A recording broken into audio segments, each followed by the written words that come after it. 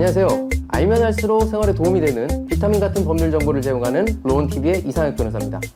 우리가 살면서 뜻하지 않게 내가 당사자는 아니지만 민사사건이든 형사사건이든 법원에 증인으로 소환되는 경우가 있을 수가 있는데요. 법원에 가서 객관적 사실과 다르게 증언을 하기만 하면 무조건 위증죄로 처벌받는 것으로 오해하기가 쉬운데, 오늘은 사실과 다르게 법원에서 증언한 경우 무조건 위증죄로 처벌받게 되는지 살펴보도록 하겠습니다.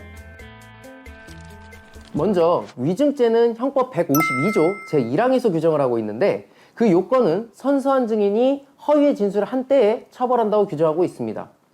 우리가 증인으로 소환이 되게 되면 법원에서는 어떤 책자를 주면서 이를 보고 그대로 읽으라고 하는데, 그것이 바로 증인 선서문인 거죠.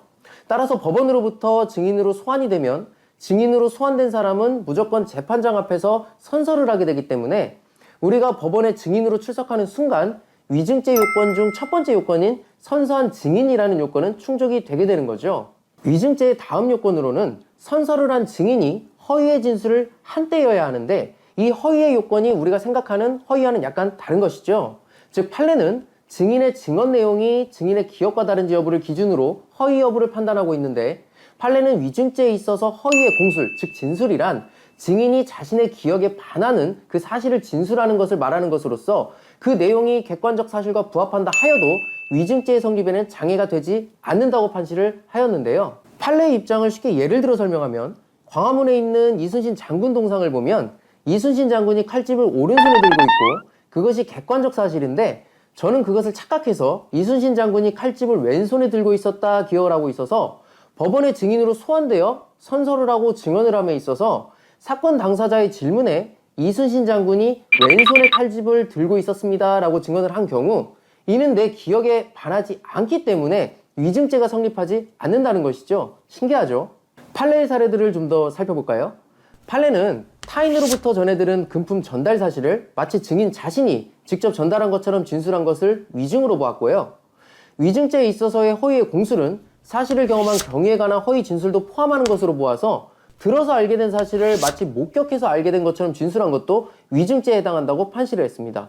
또한 판례는 자신이 그 증언 내용을 잘 알지도 못하면서 잘 아는 것으로 증언한 것이라면 이 역시 위증죄라고 판시를 했는데요.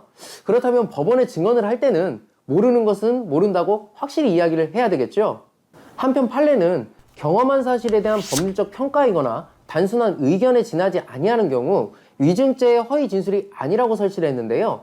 즉, 법원에서 당사자의 신문에 대해 어떤 사실의 전부를 이야기한 것이 아니라 제 생각에는 이렇다고 판단된다, 제 의견은 이렇다, 이런 식으로 증언을 한 경우에는 사실을 진술한 것이 아니라 증인의 의견 또는 평가를 진술한 것이기 때문에 이를 허위의 진술이라고 볼 수 없다는 것이죠. 그런데 사실 그럴 수밖에 없는 것이, 광화문에 있는 이순신 장군이 칼집을 오른손에 들고 있는 것이 저는 잘못되었다고 생각합니다 라고 진술한 경우, 이는 한 사람의 생각이자 의견일 뿐이기 때문에 이것에 대해서 우리가 그것이 허위다, 아니다 이렇게 이야기 자체를 할 수가 없겠죠. 그렇기 때문에 판례는 이에 대해서 위증이라고 볼 수가 없다고 판단한 것이죠.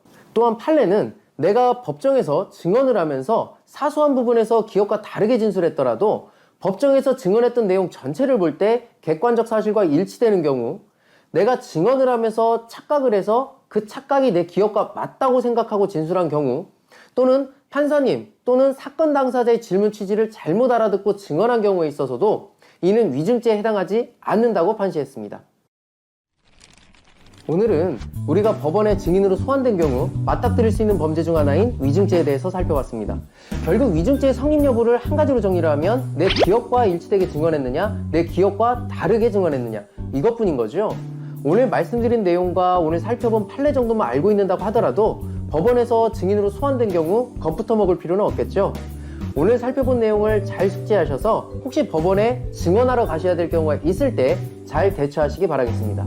지금까지 로원TV의 이상혁 변호사였습니다.